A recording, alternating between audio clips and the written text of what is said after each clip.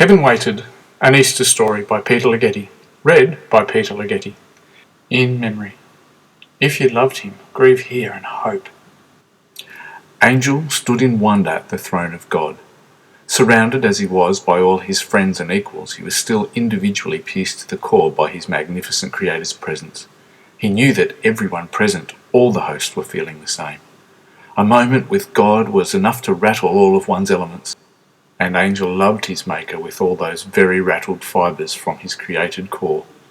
He still remembered his creation vividly. Eternity sprang into perception. A new, living, sensing angel looked full into the face of his Creator and loved him. Him who had moments ago called all of his fibres into being. Him who loved and awed by his very being. Angel looked into his face, into his glowing, beautiful, majestic face. Thunder rolled in his ears as for the very first time they registered sound. 1,000,000 voices called his name and worshipped him. Then one voice, his voice, strong and terrible, took hold of Angel's mind and heart as he said, "Welcome, creation.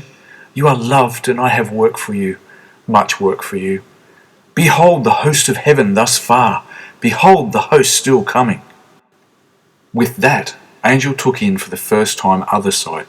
Created, the host of heaven stood around their God and worshipped. Angel worshipped aloud, and his voice knew what it had been given for. Oh, to sing with the host in this moment forever. Angel roared his praise, overcome by wonder and by love. God was speaking again to the universe, and Angel knew the words, powerful words that only an eternity ago had called him into being. Now called another into union with this God. This God, the voice, the words, so powerful that had Angel not already been, he would have called him together yet again. The power so individual that his being exalted in the work, yet knew the moment for another was only beginning. And so it continued, as eternity watched while the host was counted into full measure. Angel sang all the while, sang and called, yelled and whispered, and God held his heart all the time. Not a moment in all his work was God not totally in touch with Angel, with all the host, and all the more they sang. Everyone rejoiced, loved the three in one, God himself. Now Angel stood in heaven in eternity and looked with God as time unfolded in the universe of earth. It was not the first time Angel had stood thus arrayed. Many events had transpired in the time that Angel had worshipped here, and now God the Father watched as God the Lamb sat with his disciples eating at a table, watched as he dipped bread with the false one, listened to his voice as he spoke to the 11 of his victory. Oh, this victory that was to come after so long. Adam was to be redeemed forever. The three had planned this chapter in creation's story before eternity had had its foundations. The Lamb was already all that Angel loved in him. Angel had believed him also in his first moments. The host waited. Soon the Sun Lamb would burst forth in his glory and reach the hearts of these wretched men, so fallen since they had been created. The mystery of it concerned Angel not a jot. He loved his God. Heaven had made its choice at the outcasting of the usurper. Angel had no care for this abomination called sin. He loved only the three in one, and all his righteousness. And now, soon, so would men. Soon they would know and understand all that the Lamb was for them. How this mystery could unfold, Angel trusted to God. God had spoken in the garden that the word Lamb would restore men. Angel had never doubted, or even conceived the thought of thinking to doubt his God. The words were still as powerful as they were at creation. The sounds had been different, and the outcome more subtle in its unfolding, but the absolute of the power was still unchallenged, and Angel stood on tiptoe as he waited for the sun to show his glory to men. Angel watched as the 11 and the Lamb walked to the garden in the place called Gethsemane, and roused as sorrow showed across that wondrous of faces. Angel waited as, leaving the three, Jesus the Lamb knelt and talked straight to heaven, to the Father, asking for another cup. Angel wondered as the Father, so holy and loving, so in one with the Lamb, confirmed only one cup to free men. An angel wished for the glory of the redemption to hurry. At once there was the false of the 12 with those men who needed the redemption more, and with them was the usurper. Many, many, many of the fallen ex-host stood around Gethsemane as the wretched took Jesus, the word promised, and marched him from the garden, betrayed with a kiss. Where, thought angel, is the glory? The Lamb walked proud and undefiled in the hands of the fallen, and Satan walked behind them, and laughed. The horde swelled and urged the men to roughness. How could they mistreat the one? Angel turned to God and waited for the word to be given, to pour out heaven's wrath and bring home the Lamb. And God watched and waited for the redemption. The host of heaven stood silent as the created brutalized the Creator. Angel stood in his armour, white as fire. The chariots of heaven ablaze, faced time, and the riders in their armour tensed as they awaited the inevitable command to ride to the honour of the Lamb. Angel watched the foul hordes as they spurred on the fallen. They struck him! Thousands of feet shifted in the host as all who loved their God moved to destroy these sunken, wretched sinners for their blasphemy against the promised word. But no command left the lips of the Creator, who still waited for the glory to come to time. They struck him again, and again, and again, and again. The host kept silent, with breath at the ready to rage against the horde when the word was given from his lips. Satan stood with the Roman, Pilate, as he looked down on the Lamb who was higher than he. The word looked at this fallen man and answered his questions with truth. The horde failed in their enterprises as they watched the word answer to his lawful title claim. But the command was not spoken, and the foul host rallied the fallen to decry the truth. And they proposed the unimaginable: crucify the promise. And angel wondered why the redemption had not come. The Roman gave Lamb's son to his heathen soldiers. Heaven's armies stood in ranks for war. Angel felt tears rend his cheeks and anger fired his heart. The ill-begotten fallen stripped the promise and tied him round with a robe, a symbol of their leaders. Angel waited for the Redeemer to walk from their unbelieving, undeserving midst. Many of the host had moved their charges to the very edge of time, every one ready to avenge at the command. God the Father waited on his throne of grace and stayed their hands. Healing grace poured into a crucible at the side of the throne of God. 39 times the liquid in the crucible rippled. Only the one saw this work, as all of heaven was transfixed on the brutality that ruined Lamb's back. God the Father counted and remembered the 39 stripes that ripped the flesh from undeserving holy Lamb, but crafted out healing for the created. And he waited for all the work to be done. Lamb stood between soldiers of the fallen as they beat him, struck him. His face was wrenched clean of its beard. His eyes, bruised and doubled in swollen size, looked into each man's heart, and he loved them all. Angel cried, and heaven sobbed with him.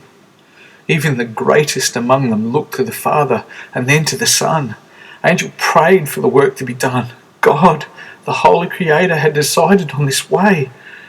Where could he be leading that Lamb's Son should suffer so? Heaven waited in righteous anger and unimagined horror. Lamb's face no longer held its form.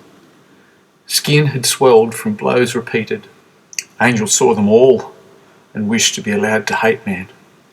He loved the Lamb, who slumped so proud and lovely as they beat that cursed mockery of a crown into his bloodied brow. Too long the thorns that cut his flesh. The sense of any of it escaped Angel. The usurper was beside himself, all his every whim carried out by these detested fallen. He looked into heaven and dared the redemption to come. Angel hated Satan as sure as heaven's host adored their failing Lamb. Blood flowed down the purest of faces as the lamb stood, barely, and Adam's offspring admired the travesty that they had hammered into his brow.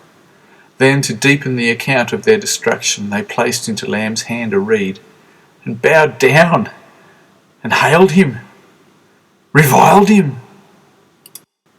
Angel had bowed many times before his beloved Lamb, bowed and worshipped. Oh, that these fallen, miserable men would be abandoned to destruction. If heaven could just bring the Son home and be done with this rotten core of creation.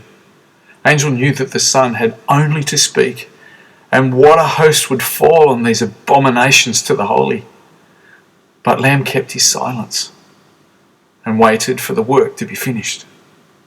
The tormentors had removed the staff from his hand and begun to beat him with it, striking and belting him, he who stood so powerful before them.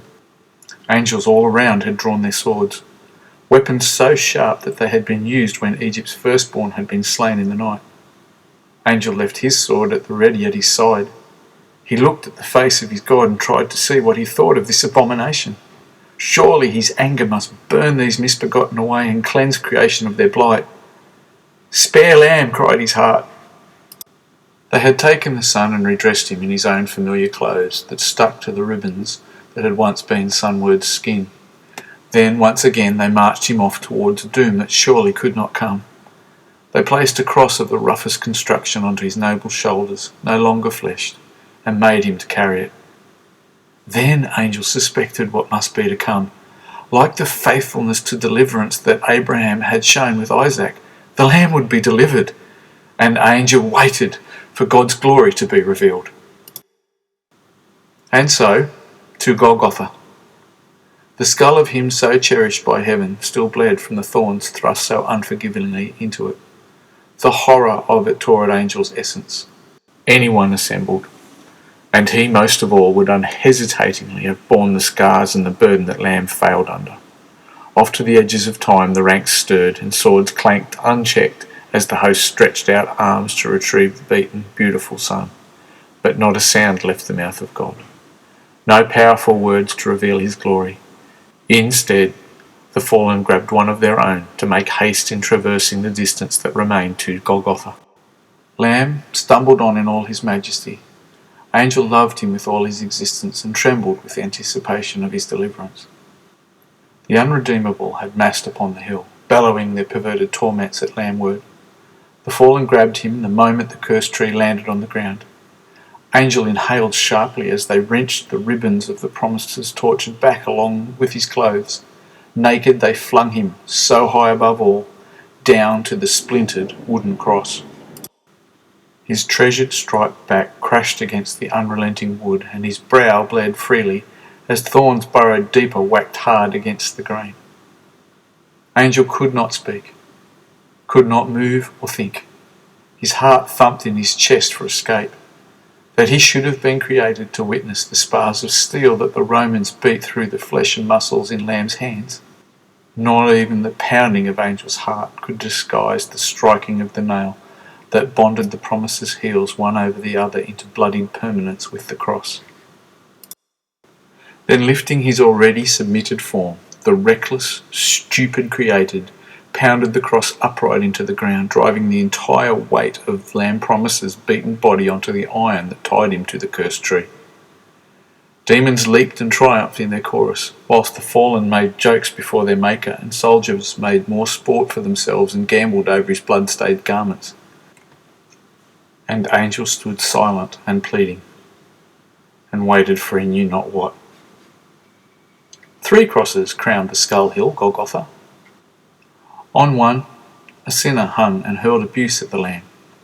The frustration of Lamb's silence tensed the host, as it knew that one command would fling those spiteful words back into the wretch's throat as heaven descended and took back by force its own. The other cross held another sinner, who at last recognised the glorious word that hung bleeding across from him, and received forgiveness directly from the ransom's own lips. Angel strained and hoped that Jesus would add the command that all of heaven waited for. The soldiers must have noticed what transpired. It was certain that Satan did. He roared his rage that even now Son's power could take another soul beyond his reach. He bellowed at the fallen. Suddenly, God moved his mighty hand, and sunlight stopped over the miserable scene. Swords were retrieved and ranks controlled as the host once again anticipated the final order. Time passed by eternity, and the Lamb looked straight into his Father's eyes and became abominable. Angels ceased to think as God the Holy One turned his back and rejected Lamb. Tears streamed down his almighty face as the promised, now cursed, cried out to God's heartbroken back, my God, why have you abandoned me? Why have you left me helpless, forsaking me, failing me in my need? Heaven's host turned with God and looked uncomprehendingly into his tear-filled eyes. Behind God, the Lamb cried out with all that remained of his now beaten strength, Father, into your hands I commit my spirit. And his death was instantaneous. Just as suddenly God flew round and, reaching into time and creation, shredded into two the curtain that hung between Adam's fall and his presence. Angels sagged, stunned, and marvelled. What price had been paid for these ungrateful men? Satan stood at the feet of he who had promised so much victory and now hung lifeless. He smiled around about, unable to believe how easily God Lamb had died. He threw back his face and screamed, All these years, he was only a man! Automatically a Roman took a spear and pierced Lamb in the side and looked surprised that he bled. Satan turned his back on heaven and triumphed. Finally, the waiting was over. So that was God, Satan laughed to the horde. Laughed at God, dead, on a tree behind him. Not a sound could be heard in the whole of heaven. Not even the praises of his name rose. Holiness sat with his mightiest of brows bowed, and wept along with angel and all the host, over the death of the promised Lamb. Eternity met with time, and heaven waited while Jesus was laid into a borrowed tomb. Satan saw to it that the stone was sealed between his beaten body and creation. Then he turned to face heaven and laughed that the glory had been lost with Lamb. Angel dropped to his knees and moaned as his heart yearned to express his torment. Rumbles could be felt in heaven as earth was broken and shaken in time. The host in all its splendour sat, slumped or stood too empty to fall down, and sobbed. Oh, to have fled to time in these last moments and returned Lamb promised to heaven. Angel wondered if that disobedience could be worse than this. Silence had fallen on heaven, and most eyes had turned questioningly to the throne of God, and watched the mighty grieve over his murdered son. And so they settled in ranks and rose in silence. And heaven knew 3 days to pass. God the Father, giver of the promise, lifted his eyes from the crucible that held man's sin. Morning was coming to time. With careful, strong hands, Holiness lifted the crucible from its base, and with quick movement cast it out past eternity. It is finished, shouted God, and his voice branded time and eternity together with a seal. Angels all around retrieved swords and reins and looked through tear-reddened eyes at the mighty standing before the altar of heaven, which ran red with blood. Turning to Angel, he commanded, Roll that stone away. Angel immediately stepped into time with an earthquake and stood before the fallen, petrified temple soldiers who fell faint before his shining form. He stepped up to the stone and rolled it aside. Not daring to know, Angel stepped back and looked into the most sacred ever of tombs. Standing just inside, smiling through teeth white from a face so whole and righteous, was him. Angel came undone. Tears flew to his cheeks and praise roared from his mouth. He turned to face the Almighty, watching from heaven's throne room, and breathed, The Lamb who was slain is risen. Heaven erupted, and praise rose to all the heights of eternity and time. Angel turned around, and looking, saw 2 of the redeemed coming with heavy hearts.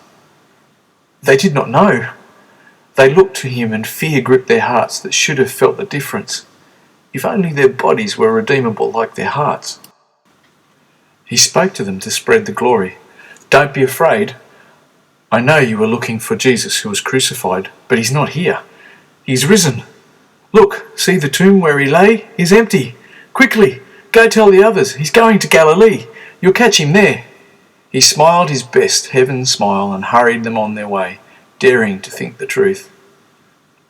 Angel hurried himself back to heaven and looked into the beautiful face of God.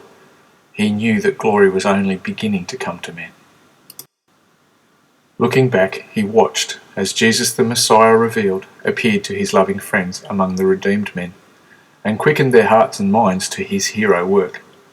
After a little while the Lamb turned and walked into communion with the Father. This time God stepped down to him, and righteousness accepted his Son's sacrifice. Suddenly heaven was filled fuller with all the redeemed saints. Thousands of men who loved their God joined the host and began to worship as never they had since Adam ran from God. Angel finally understood the work. What a brilliant plan the three had executed. The promise had been kept with Adam. Angel stood in wonder at the ultimate power of him who could master time and sin and take death over and banish it from the souls of men forever. The glory of him! The glory! All that remained to be seen was, would men, still fallen in their darkened, deadened spirits, find out the truth? But the redeemed were spreading. Heaven was being filled moment by moment as from all over creation redeemed souls of men passed from their sin and into eternity. Oh, the work so perfect. Promised Lamb who was slain started to assemble the host to help finish his time on earth. There was suddenly much more to do in heaven. Preparations to make and praises to sing anew to the glory of him so much higher. Jesus stood again in time and looked at his redeemed beloved disciples, now renamed Christians. Exhorting them to shout the good news of his grace, he blessed them, and with another promise to return soon for them all, Lamb leapt into the air. All the host who had waited so long to champion their king, glorious and righteous, stampeded into time and space and carried him high into heaven, triumphant. And Angel waits for the promise to come. Not the end. Afterword. This little story of salvation won by Jesus, the Son of God and our Messiah, was inspired by the 1980s Leslie Phillips song, Will They Love Him? If you've never heard it, I would encourage you to look it up and let the fancy of the concept strike home. To think that all those legions of angels stood waiting for the command to rescue Jesus had he called on them, and then to see the unparalleled grace of God that withheld that command, and the hero work of Jesus, who did not call out for their intervention, brings my heart to pause and my eyes to tears. Every time. That was done for me. I caused that. This should be the heart cry of everyone who has ever fallen on the mercy Jesus' death and resurrection won for us. It's not a new story, but the same old one. It is still full of power and still the most relevant to our human condition. I hope you are gladdened and challenged by these words. I encourage you to read the real story in the Gospels of the Bible. They're the best ones. And I urge you, if this story has found a spot in your heart, to reach out to somebody who you know believes in Jesus and hound them until they help you know him in your heart too. Feel free to contact me. He's a great God and I love to talk about him.